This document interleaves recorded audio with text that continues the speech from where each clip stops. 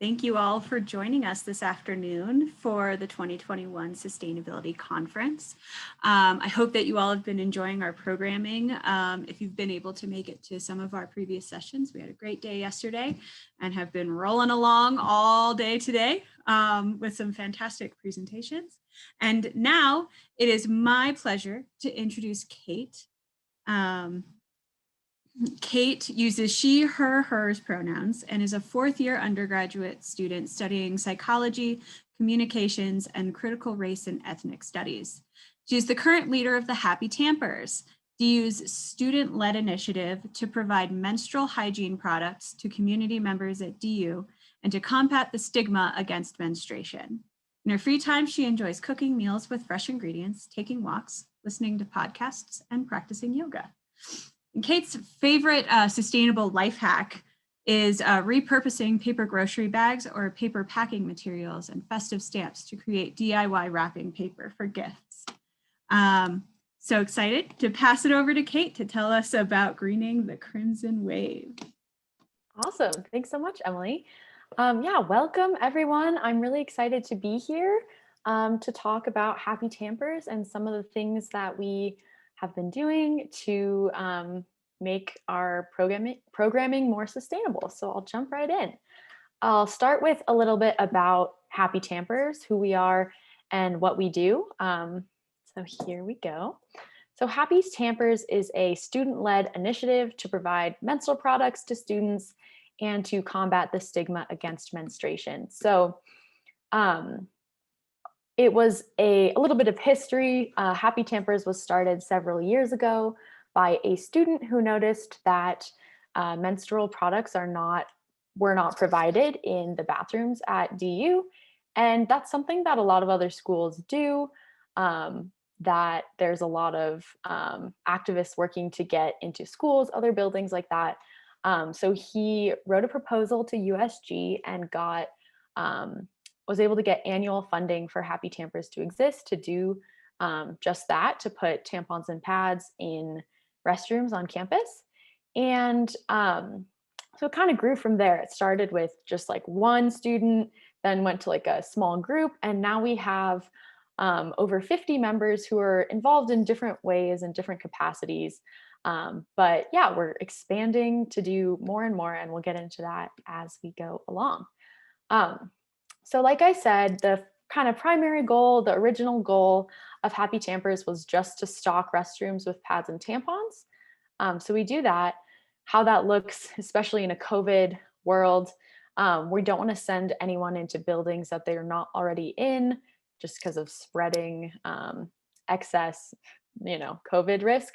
So we ask all the members where they have class or where they live or where they will be attending frequently. And then we assign them to those buildings to stock once a week. And we try to have all the bathrooms in all the buildings, all the female identifying and gender neutral restrooms stocked twice a week. And then we also host programming to combat the stigma, increase access to these products, and just to provide a space for community around menstruation. Since we know it can be a really taboo topic, we think it's really important to provide a space for students to talk about it. So why do we do this? Why is there a whole group on campus dedicated to these issues? For me, the first kind of reason that I think Happy Tampers and the work we do is important is access to products, access to education. We know that for students who menstruate, having lack of access to the products they need to deal with their period could keep them from going to class, maybe mean they have to leave in the middle of class to go get a product.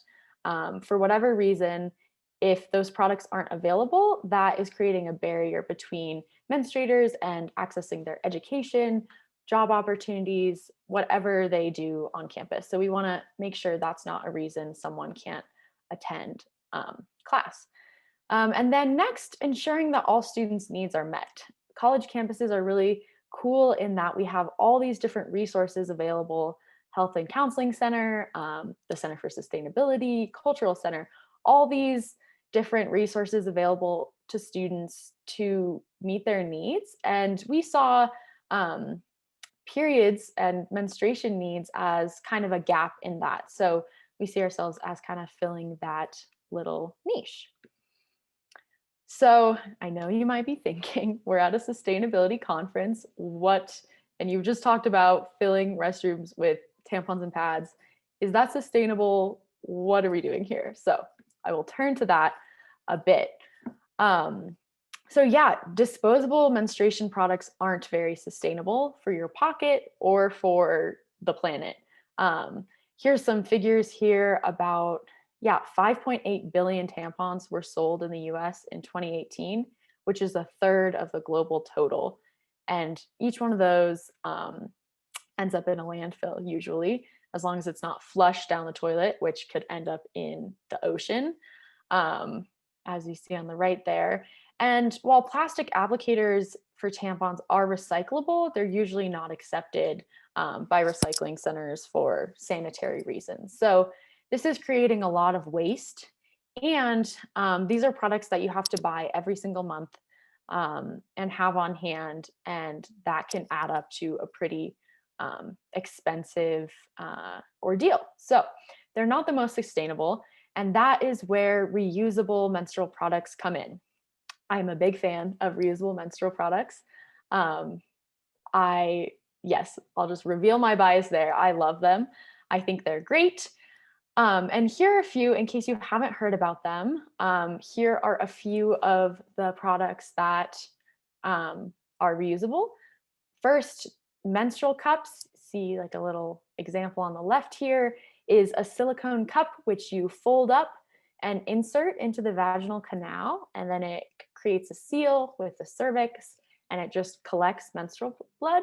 And then when it's full, you just reach in there, break the seal and dump it, rinse it, and put it right back in. So there's not any extra waste that's created. And those can last around like 10 years. So you only need a cup for 10 years versus buying disposables every single month for that same period of time. You can see how the waste would add up. Period underwear are just like normal underwear, except they have like an absorbent antimicrobial like gusset, and they absorb the menstrual blood, but they're magical, and they are wicking and they keep you feeling dry. And then when you're done, you just take them off, wash them in the wash like normal. And those can be used, I think like 5 to 10 years is what I've seen them lasting. And then lastly, reusable pads work just like disposable pads. You clip them to your underwear and then they can be washed and reused for quite some time. So they're really awesome. They have some sustainability benefits like I talked about, and they also can have health benefits. Absorbent products, well, anything you're putting in such an intimate part of your body should be free of like chemicals and pesticides, and that's not always the case with tampons and pads. So these can be a really good alternative. And so how do we get these products in our students' hands? This is a little bit of a challenge because it seems easier, it has been easier to just stock restrooms with tampons and pads. They're pretty well known. People know how to use them, people like them, so that works really well. But these reusable products, there's a little bit more education that's necessary. Not everyone's familiar with them. And there can be a little bit of a learning curve in figuring out how they work, how they work best for you. So we are in the process of piloting our Green Your Flow giveaway program. And we're really excited. Basically, how it works is we offered the 3 products I talked about before: cups, underwear, and reusable pads. And we opened our giveaway form, and basically students could go in to Crimson Connect and just fill out this form and make a little order for which product they wanted and some other customizations. And then those products will arrive. We order them in bulk, and then we'll give them to students for free. We one of the big um, issues with these products is that there can be more of a learning curve and they are more expensive upfront. So it's good to know which product will suit each individual best before buying it. So we want to make sure that this is effective and that people are sticking with, they're making an informed decision about what product they want to use so that hopefully they can use it for a good long while into the future. So we have made all these educational materials about each product, the care for each product, the cleaning, all that jazz. And then also this little table here that kind of breaks down each product in a number of dimensions and categories. So we know everyone is different, everyone's lifestyle is different, everyone's needs are different. So giving people this information in order to empower them to make their decision that's best for them is ends up best in the long run because hopefully they get a product that works for them and they're able to keep using it for a long time, meaning that we're creating less waste for our planet. Um, and then I just wanted to give a little shout out to these three brands, Salt, The Period Company, and Party in My Pants. They all are our vendors for the products, and they gave us wholesale prices and educational discounts, making this possible to bring these products to students for free. Um, we don't want cost to be a barrier between students and accessing the product that works best for them and is best for their community.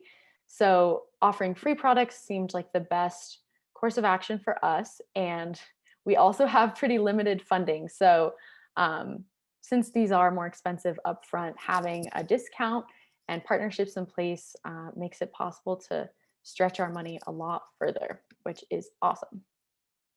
So I also want to acknowledge that some people just don't like reusable products, and that's okay. They don't work for everyone, whether it's a background of trauma, maybe discomfort with someone, with your own body or with blood. Um, there's a number of reasons that that reusable products might not be the best fit. And for some menstruators, they want to use disposable products, and we're not here to shame anyone about the products that they're using. It's a very personal choice, and so we want to empower students to make their own decisions, but also then accept whatever decision that they choose to make. Um, so that means that at least for the time being, we still are um, distributing disposable products, and that's still a big part of our work. But we also want to make sure that that is as sustainable as possible. So we have switched over to using Lola products, and Lola is a brand that is a women-founded business, which is cool. And they also use 100% organic cotton in their products. There's no toxins, dyes, or synthetic fibers. And we also do have cardboard applicator tampons with paper packaging. And if there's any menstruators in the audience, you might be thinking, cardboard applicators are my nightmare. They are terrible. I hate them. That is also what I thought. But the Lola ones, I think, are much more comfortable and easier to use. They're a lot more like tapered. It's not just like this blunt edge. So hopefully we're striking a balance there between still offering these types of products that some people really rely on and need to use, and still taking into account the sustainability factors. Yeah, and we also buy these products in bulk, so there's not a ton of excess packaging. I literally get shipped a gigantic box of tampons. They're all just in this huge bag. There's like thousands of them that come in one box. So cutting down on packaging is also helpful. So yeah, even when we're doing the disposable products, we try to make sure they are more sustainable. And now I just want to talk a little bit about what's next for us in our sustainability programs. We're hoping to do ongoing giveaways for reusable products. The Green Year Flow giveaway is the first round. We only have a limited funding right now, so that was all we could tackle right now, but it's been a great process of working out all the kinks, figuring out how things are going to go, and we're hoping to make it into a continuous program. So maybe quarterly or monthly, students would have each quarter or each month, they'd have a period where they could order the product and then a period where they could come and pick up their products. And that way, with new students coming in all the time, there would always be an opportunity. And yeah, just hoping to get more and more products into the hands of students, because we know that then over the lifetime, that's going to create a lot less waste. We also want to do continuous review of our procedures and programs. We're always brainstorming and thinking about ways to be better, very open to change. And I love how our Happy Tampers group has grown so much because there's quite a diverse pool of opinions and experiences and expertises that we can draw on to make the best decisions. And then just listening to feedback from the community. We value our community feedback a lot and community partnerships. So yeah, if anyone in the audience has ideas or feedback in the Q&A, that would be highly welcome. But just kind of trying to reevaluate on an ongoing basis what we're doing and how we can improve. So some final thoughts in this presentation. For me, I think that sustainability looks different for each person and their lifestyle. What's going to be sustainable for someone is something that they're able to stick to and something that is good for them and good for their community. And that's just going to look different based on different individual needs. And we strive to empower menstruators to make choices which are healthiest for themselves and their communities. And we want to provide all the resources necessary to do so. So thank you so much. I would be happy to take any questions if there are some, and I really appreciate all of you being here.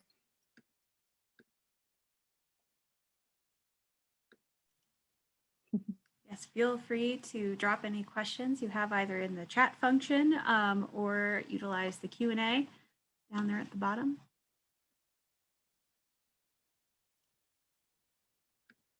Don't be shy. Yes. This is the space where you can ask anything. If you're like, I do not understand that period cup thing. Yeah. This is the space to ask.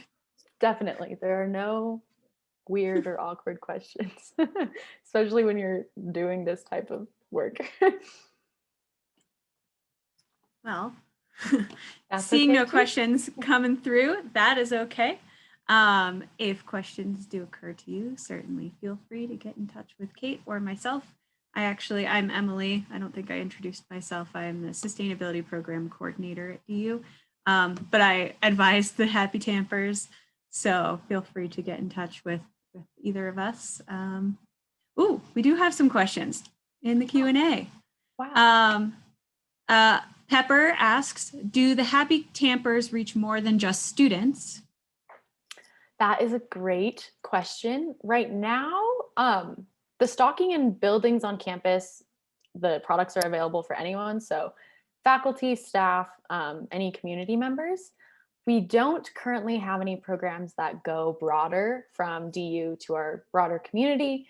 But that's something we're really interested in doing. We have some thoughts about like doing a product drive to donate to Colorado Coalition for the Homeless. We also have had ideas about going into younger, like high school or middle schools and just having a space for people to talk about menstruation in a non-judgmental environment. So we have lots of ideas, but haven't quite gotten to execute them yet. Great. Karen asks, what are the typical costs for alternative products?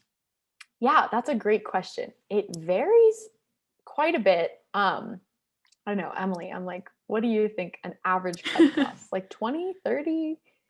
It super depends. I would say the costs are coming down. Mm-hmm. Diva Cup is the most like famous brand, and a Diva cup I think runs about $35 to $40. But yeah, cups, can cost you as little as $10 and probably as much as $50, depends on the brand.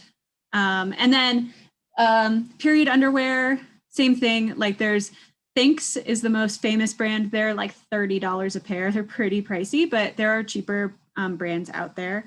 And also brands that cater to non-binary menstruators or men who menstruate as well. So, and same with cups. There are some cups that intentionally sort of degender their products. And that actually ties in really well to another question we received. How can this program be more accessible to trans men? Yes, that is a great question that we're always thinking about. And one of the things we think would be really helpful is to include the tampons and pads in some male identifying restrooms. And that's something we've done in the past. It's a little bit of a struggle because we don't have a ton of folks who identify as male a part of the group. We don't actually have any. So getting into those restrooms is a little bit of a tricky space. And then we've also had a few issues with our products in those restrooms being kind of like torn down or thrown all over. So we try as much as possible to use, well, we do use gender neutral language. We say menstruators, not women's. We're not a women's health group. We're a group for menstruators. And we also just try to think about the like branding and like colors. Like we try not to seem like traditionally girly because we know that not all women menstruate and not all people who menstruate are women. But we're always looking to partner with community members in the like trans and non-binary communities because that's something that's really important to us. And yeah, so any ideas, we are always all ears. And then the last question that we're going to have time for today is, do the Happy Tampers take donations or do you purchase the products that are in the bathrooms? We purchase them with funding through USG, but if we would love to take donations as well. There have been a few times that we've been able to take some smaller donations. If you are someone who has a donation, our email is happytampers@gmail.com and we'd be happy to take donations, but they're normally purchased. That's great. And we had a fantastic just suggestion from the audience that we should work with building managers to put signage in male identifying restrooms to indicate where folks can pick up products from people's offices. Yeah, totally. But with that, we do have to close. We're sort of out of time. So I appreciate all of you joining us this afternoon. Thank you so much to Kate for that fantastic presentation and all of that wonderful information, and to our audience for engaging with us in such a thoughtful and wonderful way. We have just 2 more presentations coming up this afternoon, one starting right at 1:30, and then our closing session to brainstorm like, okay, we've just learned everything, now what? We'll be starting at 2:00. So hope to see you there, and have a wonderful Friday, everyone. Thanks, everyone.